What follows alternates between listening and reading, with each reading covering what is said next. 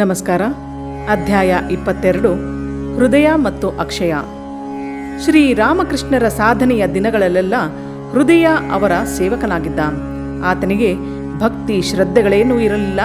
ಅವನದು ಬರೀ ವ್ಯವಹಾರ ಬುದ್ಧಿ. ಅಲ್ಲಿ ಪ್ರೀತಿ ಮತ್ತು ಭಾವಕ್ಕೆ ಎಡೆಯಿಲ್ಲ. ಅವನ ಜೀವನದ ಉದ್ದೇಶ ಹಳ್ಳಿಯಲ್ಲಿದ್ದ ತನ್ನ ಸಂಸಾರ ನಿರ್ವಹಣೆಗೆ ಹೇಗೋ ಒಂದು ಸ್ವಲ್ಪ ದುಡ್ಡನ್ನು ಮಾಡಿಕೊಂಡು ಸುಖವಾಗಿರುವುದಾಗಿತ್ತು. ಶ್ರೀರಾಮಕೃಷ್ಣರ ಸಂಪರ್ಕದಿಂದ ಕೆಲವು ವೇಳೆ ಒಳ್ಳೊಳ್ಳೆಯ ಭಾವನೆಗಳು ಎದ್ದರೂ ಅವು ಅಲ್ಪ ಕಾಲದವರೆಗೆ ಮಾತ್ರ ಇರುತ್ತಿದ್ದವು. ಅವನಿಗೆ ಸಂಸಾರದಲ್ಲಿ ಆಸಕ್ತಿ ಕುಗ್ಗಿರಲಿಲ್ಲ. ಅವಕಾಶ ಸ್ವಲ್ಪ ಸಿಕ್ಕಿದರೂ ಅದನ್ನು ತೃಪ್ತಿಪಡಿಸಿಕೊಳ್ಳುವುದಕ್ಕೆ ಓಡುತ್ತಿದ್ದ. ಆದರೆ ಇವನು ಶ್ರೀರಾಮಕೃಷ್ಣರ ದೇಹ ಪೋಷಣೆಯನ್ನು ಬಹಳ ಎಚ್ಚರಿಕೆಯಿಂದ ಮಾಡುತ್ತಿದ್ದ. ಆಧ್ಯಾತ್ಮಿಕ ಜೀವನಕ್ಕೆ ಕಾಲಿಡಲು ಇನ್ನೂ ಬೇಕಾದಷ್ಟು ಕಾಲ ಇದೆ. ಈಗಲೇ ಏತಕ್ಕೆ ಅದರಿಂದ ತಲೆ ಕೆಡಿಸಿಕೊಳ್ಳಬೇಕು ಎಂಬುದು ಇವನ ಅಭಿಪ್ರಾಯವಾಗಿತ್ತು. ಈ ಸಮಯದಲ್ಲಿ ಅವನ ಹೆಂಡತಿ ಕಾಲವಾದಳು. ಜೀವನದ ದೃಷ್ಟಿ ಬದಲಾಯಿತು. ಈ ಸಂಸಾರದ ಪೆಟ್ಟು ಅವನಿಗೆ ಕೆಲವು ಕಾಲ ವೈರಾಗ್ಯವನ್ನು ತಂದಿತು. ಅವನು ಭಗವತಿಯನ್ನು ಪ್ರಾರ್ಥಿಸತೊಡಗಿದ. ಶ್ರೀರಾಮಕೃಷ್ಣರಂತೆ ಇವನು ಜನಿವಾರ ಬಟ್ಟೆ ಬರೆಗಳನ್ನು ಎಸೆದು ಧ್ಯಾನ ಮಾಡಲು ಪ್ರಯತ್ನಿಸಿದ. ಶ್ರೀರಾಮಕೃಷ್ಣರು ಮನಸ್ಸು ಮಾಡಿದರೆ ತನಗೆ ಆಧ್ಯಾತ್ಮಿಕ ಅನುಭವಗಳನ್ನು ದಯಪಾಲಿಸಲು ಸಾಧ್ಯ ಎಂದು ಅದಕ್ಕಾಗಿ ಅವರನ್ನು ಕಾಡತೊಡಗಿದ.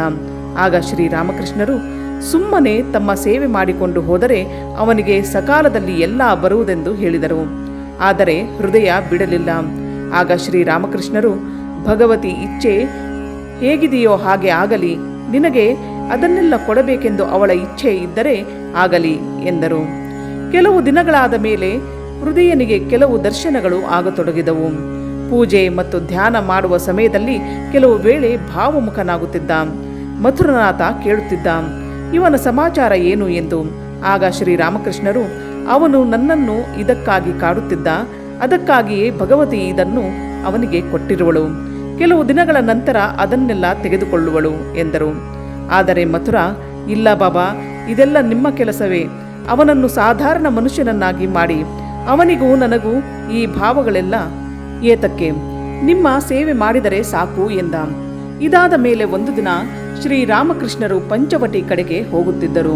ಇವರಿಗೆ ಏನಾದರೂ ಸಹಾಯ ಬೇಕಾಗಬಹುದೆಂದು ಹೃದಯ ಅವರ ಹಿಂದೆ ಹೋಗುತ್ತಿದ್ದ. ಆಗ ಅವನಿಗೊಂದು ಅದ್ಭುತವಾದ ದೃಶ್ಯ ಕಂಡಿತು. ಶ್ರೀರಾಮಕೃಷ್ಣರ ಸಾಧಾರಣ ಶರೀರ ಮಾಯವಾಯಿತು. ಅವರು ಜ್ಯೋತಿ ಸ್ವರೂಪರಂತೆ ಕಂಡರು. ಅವರ ಕಾಂತಿ ಸುತ್ತಮುತ್ತಲಿರುವ ಸ್ಥಳವನ್ನೆಲ್ಲ ಬೆಳಗುತ್ತಿತ್ತು. ಅವರ ಕಾಲು ನೆಲಕ್ಕೆ ತಾಗುತ್ತಿರಲಿಲ್ಲ. ಹೃದಯ, ಇದೇನು ಭ್ರಾಂತಿಯೋ ಏನೋ ಎಂದು ಕಣ್ಣನ್ನು ಹೊಸಕಿಕೊಂಡು ನೋಡುತ್ತಾನೆ. ಸುತ್ತಮುತ್ತಲಿರುವ ಗಂಗಾ ನದಿ, ದೇವಸ್ಥಾನ, ಸೋಪಾನ ಪಂಕ್ತಿ, ಗಿಡ ಮರಗಳೆಲ್ಲ ಹಿಂದಿನಂತೆಯೇ ಇವೆ. ಆದರೆ ಶ್ರೀರಾಮಕೃಷ್ಣರು ಮಾತ್ರ ಹಾಗಿಲ್ಲ. ಅವರು ಬದಲಾವಣೆ ಆಗಿದ್ದಾರೆ. ಹೃದಯ ತನ್ನನ್ನು ನೋಡಿಕೊಳ್ಳುತ್ತಾನೆ. ಅವನ ದೇಹವು ಒಂದು ವಿಧವಾದ ಕಾಂತಿಯಿಂದ ಕೂಡಿದೆ.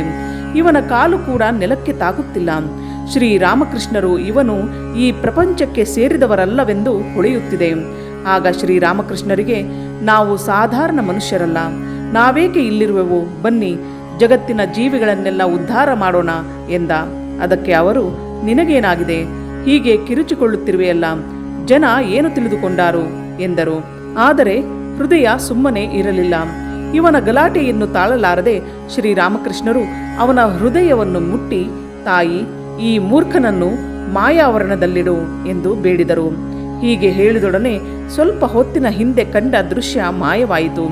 ಹೃದಯ ಸಾಧಾರಣ ಮನುಷ್ಯನೇ ಆದ. ಆಗ ಶ್ರೀರಾಮಕೃಷ್ಣನಿಗೆ, ಹೃದಯ, ನನಗೇನು ಮಾಡಿದಿರಿ ನೀವು? ಅಂತಹ ಸುಂದರವಾದ ದೃಶ್ಯವನ್ನು ನಾನು ನೋಡುತ್ತಿದ್ದೆ, ಅದನ್ನೆಲ್ಲ ಓಡಿಸಿದಿರಲ್ಲ, ಎಷ್ಟು ನಿರ್ದಯರು ನೀವು ಎಂದು ಹೇಳಿದ. ಆಗ ಶ್ರೀರಾಮಕೃಷ್ಣರು, ಎಂದೆಂದಿಗೂ ನೀನು ಹಾಗಿರಬೇಕು ಎಂದು ಹೇಳಲಿಲ್ಲ. ನಿನಗೆ ಕಂಡ ಯಾವುದೋ ಒಂದು ಅಲ್ಪ ಅನುಭವಕ್ಕೆ ನೀನು ಇಷ್ಟೊಂದು ಗಲಾಟೆ ಮಾಡುತ್ತಿದ್ದೆ. ನಾನು ದಿನ ಬೆಳಗಾದರೆ ಇಂತಹ ಹಲವಾರು ದರ್ಶನಗಳನ್ನು ಮಾಡುತ್ತಿರುವೆ. ಆದರೆ ಅದನ್ನೆಲ್ಲ ಹೇಳುವುದಿಲ್ಲ, ತೆಪ್ಪಗಿರುತ್ತೇನೆ. ನೀನು ಇವುಗಳನ್ನೆಲ್ಲ ನೋಡುವ ಯೋಗ್ಯತೆ ಇನ್ನೂ ಪಡೆದಿಲ್ಲ. ಕಾಲಕ್ರಮೇಣ ಯೋಗ್ಯತೆ ಪಡೆದರೆ ಇನ್ನೂ ಹಲವಾರು ಅನುಭವಗಳನ್ನು ಪಡೆಯುವೆ ಎಂದು ಸಮಾಧಾನ ಮಾಡಿದರು. ಹೃದಯ ಸದ್ಯಕ್ಕೆ ಏನೋ ತೆಪ್ಪಗಾದ. ಅವನು ಪುನಃ ಅಂತಹ ದೃಶ್ಯಗಳನ್ನು ಕಾಣುವುದಕ್ಕಾಗಿ ಬಹಳ ಸಾಧನೆ ಮಾಡತೊಡಗಿದ. ಅನೇಕ ಗಂಟೆಗಳು ಪ್ರಾರ್ಥನೆ ಮತ್ತು ಪೂಜೆಯಲ್ಲಿ ಕಳೆಯತೊಡಗಿದ. ಒಂದು ದಿನ ರಾತ್ರಿ ಎದ್ದು ಪಂಚವಟಿಯ ಕೆಳಗೆ ಎಲ್ಲಿ ಶ್ರೀರಾಮಕೃಷ್ಣರು ತಪಸ್ಸು ಮಾಡಿದರೋ ಅಲ್ಲಿಗೆ ಹೋಗಿ ಧ್ಯಾನಕ್ಕೆ ಕುಳಿತ. ಶ್ರೀರಾಮಕೃಷ್ಣರು ಸ್ವಲ್ಪ ಹೊತ್ತಾದ ಮೇಲೆ ಯಾವುದೋ ಕಾರಣದಿಂದ ಅತ್ತ ಹೋದರು. ಆಗ ಹೃದಯ ಕಿರುಚಿಕೊಳ್ಳುತ್ತಿದ್ದ. ಮಾವ, ನನ್ನನ್ನು ಕಾಪಾಡಿ, ನಾನು ಸುಟ್ಟು ಹೋಗುತ್ತಿರುವೆ ಎಂದು. ಶ್ರೀರಾಮಕೃಷ್ಣರು ಅತ್ತ ಹೋಗಿ ಏನಾಯಿತು ಎಂದು ಅವನನ್ನು ಕೇಳಿದರು. ನಾನು ಧ್ಯಾನಕ್ಕೆ ಇಲ್ಲಿ ಕುಳಿತೊಡನೆ ಯಾರೋ ನನ್ನ ತಲೆಯ ಮೇಲೆ ಬೆಂಕಿಯ ರಾಶಿಯನ್ನು ಸುರಿದಂತಿದೆ, ಅದರ ಉರಿಯನ್ನು ಸಹಿಸಲು ಅಸಾಧ್ಯ ಎಂದ. ಶ್ರೀರಾಮಕೃಷ್ಣರು ಅವನನ್ನು ಮುಟ್ಟಿ, ಇನ್ನು ಮೇಲೆ ನೀನು ಸರಿ ಹೋಗುವೆ, ಇದನ್ನೆಲ್ಲ ನೀನು ಏತಕ್ಕೆ ಮಾಡುವುದಕ್ಕೆ ಹೋಗುತ್ತೀಯೇ? ಬೇಡ ಎಂದು ಕೇಳಿರಲಿಲ್ಲವೇ? ಸುಮ್ಮನೆ ನನ್ನ ಸೇವೆಯಿಂದಲೇ ನಿನಗೆ ಸಕಾಲದಲ್ಲಿ ಎಲ್ಲ ಬರುವುದು ಎಂದರು.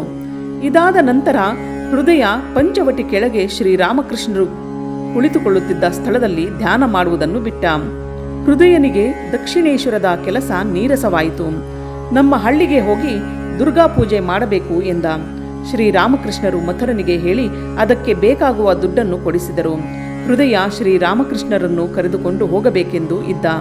ಆದರೆ ಮಥುರನಾಥನ ಕಡೆಯವರು ಇದಕ್ಕೆ ಒಪ್ಪಲಿಲ್ಲ.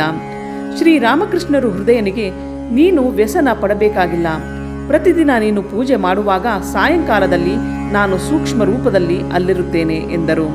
ಹೃದಯನಿಗೆ ಪೂಜೆಯ ವಿಚಾರಗಳನ್ನೆಲ್ಲ ಹೇಳಿದರು. ವಿಗ್ರಹವನ್ನು ಯಾರ ಕೈಯಿಂದ ಮಾಡಿಸಬೇಕು, ಪೂಜೆಗೆ ಮಂತ್ರವನ್ನು ಯಾರ ಕೈಯಿಂದ ಹೇಳಿಸಬೇಕು, ದೇವಿಯ ನೈವೇದ್ಯಕ್ಕೆ ಏನೇನು ಇಡಬೇಕು, ಇವುಗಳನ್ನೆಲ್ಲ ಹೇಳಿದರು. ಹೃದಯನಿಗೆ, ನೀನು ಸಂಪೂರ್ಣ ಉಪವಾಸ ಮಾಡಬೇಕಾಗಿಲ್ಲ, ಹಾಲು, ಶರಬತ್ತು ಇವುಗಳನ್ನು ಮಧ್ಯಾಹ್ನದಲ್ಲಿ ಸೇವಿಸು ಎಂದು ಹೇಳಿದರು. ಹಾಗೆಯೇ ಹೃದಯ ತನ್ನ ಹಳ್ಳಿಗೆ ಹೋಗಿ ಪೂಜೆಯನ್ನು ಮಾಡಿದ. ಪೂಜೆಯಾದ ಮೇಲೆ ಹೃದಯ ಮತ್ತೊಂದು ಮದುವೆ ಮಾಡಿಕೊಂಡ. ಅವನ ಭಕ್ತಿ, ವೈರಾಗ್ಯ ಇವುಗಳೆಲ್ಲ ಪಲಾಯನವಾಗಿರಬೇಕು. ದುರ್ಗಾದೇವಿ ಇವನಿಗೆ ಏನು ಬೇಕೋ ಅದನ್ನು ಕೊಟ್ಟಳು. ಶ್ರೀರಾಮಕೃಷ್ಣರು ಹೃದಯನಿಗೆ, ನೀನು 3 ವರ್ಷ ದುರ್ಗಾ ಪೂಜೆ ಮಾಡು ಎಂದು ಹೇಳಿದ್ದರು. ಹೃದಯ 4ನೇ ವರ್ಷವೂ ಮಾಡುವುದಕ್ಕೆ ಯತ್ನಿಸಿ ವಿಫಲನಾದ. ಅದರ ನಂತರ ದುರ್ಗಾ ಪೂಜೆ ಮಾಡುವುದನ್ನು ಬಿಟ್ಟು ಬಿಟ್ಟ. ಶ್ರೀರಾಮಕೃಷ್ಣರ ಅಣ್ಣ ರಾಮಕುಮಾರನಿಗೆ ಒಬ್ಬ ಮಗ ಇದ್ದ ಎಂಬುದನ್ನು ನಾವು ಆಗಲೇ ಓದಿರುವೆವು. ರಾಮಕುಮಾರನ ಹೆಂಡತಿಗೆ ಬಹುದಿನ ಮಕ್ಕಳಿಲ್ಲದೆ ತನ್ನ 35ನೆಯ ವಯಸ್ಸಿನಲ್ಲಿ ಒಂದು ಮಗುವನ್ನು ಹೆತ್ತು ಸತ್ತು ಹೋದಳು. ಈ ಅನಾಥ ಶಿಶುವೇ ಅಕ್ಷಯರಾಮ್ ಎನ್ನುವವನು. ಶ್ರೀರಾಮಕೃಷ್ಣರು ಮನೆಯಲ್ಲಿದ್ದಾಗ ಈ ಮಗುವನ್ನು ಎತ್ತಿಕೊಂಡು ಆಡಿಸುತ್ತಿದ್ದರು. ಅವರು ಇತ್ತ ದಕ್ಷಿಣೇಶ್ವರಕ್ಕೆ ಬಂದ ಮೇಲೆ ಹುಡುಗ ಕಾಮಾರ ಪುಕರದಲ್ಲಿ ಬೆಳೆಯುತ್ತಿದ್ದ. ಅವನಿಗೆ 15 ವರ್ಷವಾಯಿತು. ಹಳ್ಳಿಯಲ್ಲಿ ಕೆಲಸ ಸಿಕ್ಕಿರಲಿಲ್ಲ. ದಕ್ಷಿಣೇಶ್ವರದಲ್ಲಿ ಏನಾದರೂ ಕೆಲಸ ಸಿಕ್ಕಬಹುದೆಂದು ಬಂದ. ಆಗ ತಾನೇ ಹಲಧಾರಿ ವಿಷ್ಣು ದೇವಸ್ಥಾನದ ಪೂಜೆಯನ್ನು ಬಿಟ್ಟಿದ್ದ.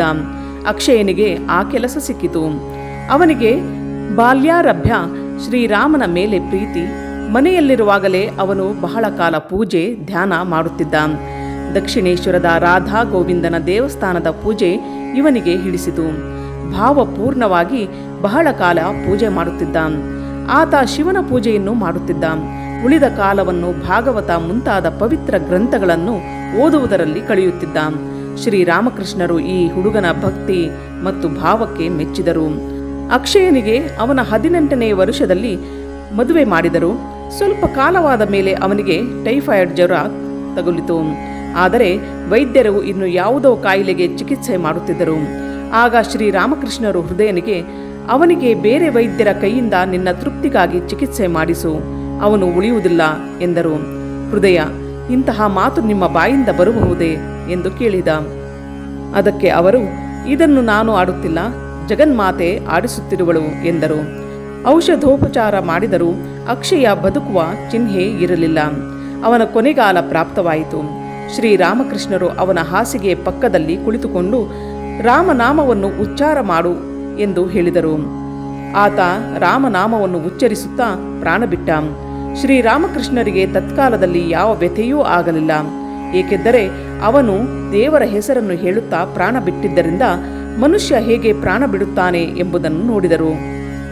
ಜೀವಿ ಕ್ರಮೇಣ ಇಂದ್ರಿಯಗಳೊಂದಿಗೆ ತನ್ನ ಸಂಬಂಧವನ್ನು ಕಳಚಿಕೊಂಡು ಕೊನೆಗೆ ಒಂದು ಕತ್ತಿಯನ್ನು ಒರೆಯಿಂದ ಎಳೆದಂತೆ ದೇಹದಿಂದ ಬೇರೆಯಾಗುವುದು ಎಂದು ಹೇಳಿದರು.